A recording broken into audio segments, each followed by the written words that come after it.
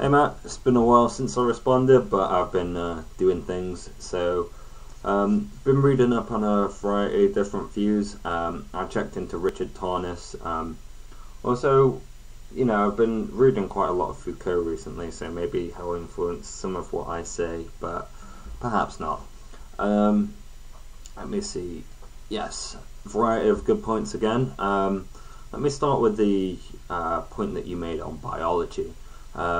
Yes, I did certainly neglect this in my last video, but there's only so much I can talk about. So let me elaborate on this perhaps a little bit more.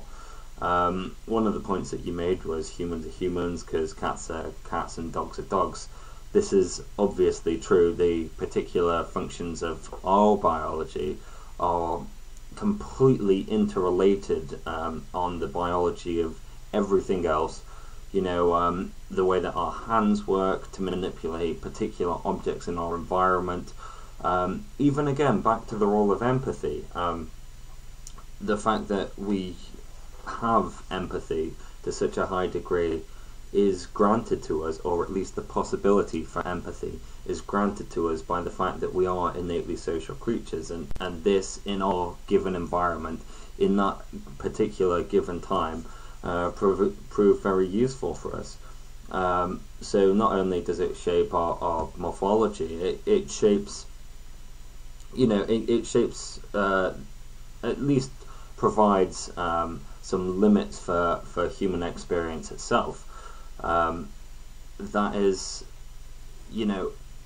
our brains have evolved in particular ways, our sense organs have evolved in accordance with what particular stimuli in the environment were necessary for us to experience. So I didn't mean to neglect biology, but it certainly plays a key role in providing the limits to what we can physically achieve.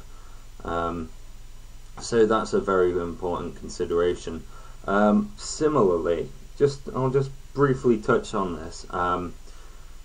In the same way that evolution provides us a method for understanding the origins of our biology, I would argue that memetics, as long as you don't take them as intrinsic things, and as long as you're not quite as reductionist as perhaps is sometimes made out, then you can understand the origin of thought and culture, and in fact the codependence of the two. This provides us a way to link ideas to our biology. So it provides a bridge between the biological and psychological, because there's such a thing as meme-gene coevolution.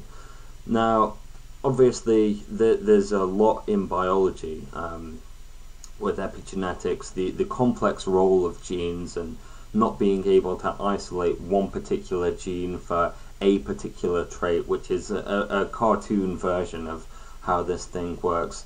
I think as long as you take a similar view with memetics and accept the fact that it is perhaps a lot more complicated than one meme for this, one meme for that, and understand the interdependence between them, we can link biology to psychology and see how they both interrelate with each other in the development of cultural consciousness that we experience today. Now,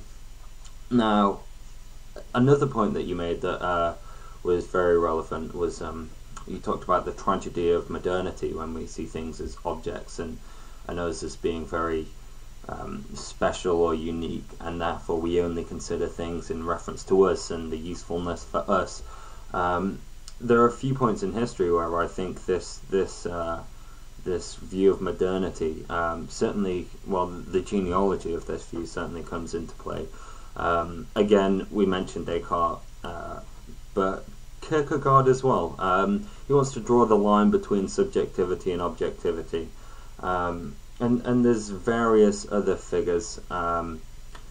I'd even date it back to some of the works of Plato, the world of perfect forms, and then the physical world, to some degree, but not to a large degree. Now, the thing is with this, I think separating off the perfect idealized world and then the world of the physical.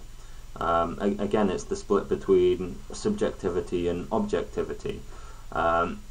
Today we perhaps have religion on one side and science on the other, whereas in the past, broadly speaking, I will use the term pagan, but when I reference pagan, I'm not specifically referring to Wiccans. I'm just referring to basically anything that's not a humanistic based or monotheistic based interpretation of religion. But what I see these as doing, and sort of what I admire, again, you're right, we can't really go back to this, but for them there wasn't this split between science and spirituality. As you said, the shamans ingested physical substances to interact with the divine. I'd also go on to say that the astrologers were considered scientific because the findings in astrology, which was considered religious, or certainly spiritual, religious is perhaps the wrong word, the findings in astrology were massively beneficial to agriculture. And there wasn't the great divide that there is now.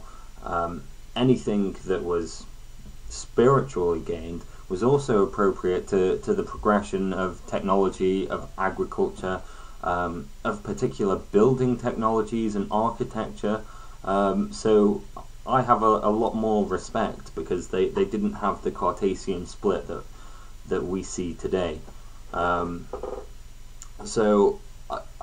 Again, we can't go back to this, but the split between subject and object, one could argue, wasn't perhaps as apparent at that time in history. Now, I did also watch, while I listened to a podcast by Richard Tarnas. Again, I am very skeptical of this, but as I think as an illustration of the point that perhaps we do need to consider a more spiritual materialism, I appreciate, but I don't think this is a road worth pursuing personally. Now, one final point. I do appreciate what you're getting at with pan-experientialism, in the fact that consciousness doesn't just appear from nowhere, and I don't think that we have to say that the universe has some intrinsic subjective property in order to say that there is no boundary necessarily between human consciousness, animal consciousness, the particular chemical functions of a tree that give rise to some form of experience, and so on. So I share your sentiment, and I see what you're getting at with that, and I think you're right with the tragedy of modernity. We do only see things in reference to the usefulness for ourselves, but hopefully we can make some progress on. I think if we divide the split between object and subject, then perhaps we'll also divide the split between science and spirituality. So I hope to hear some more of your views from this, and take care. Peace.